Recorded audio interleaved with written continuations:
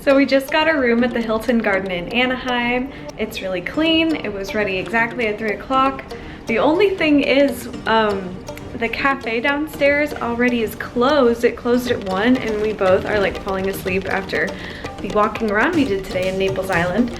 But so far the room looks great, and so I'll do a quick tour. So we've got a full-length mirror here at the front. We've got some hangers and the closet space. We even have some drawers. We've got a barn door for the bathroom, which I never understand. And the bathroom looks super, super clean. We've got Neutrogena products.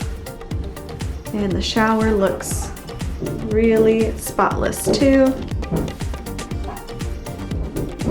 And I love when the mirrors have lighting like this. This time it was cheaper to get the 2 beds instead of the 1 king, so here they are.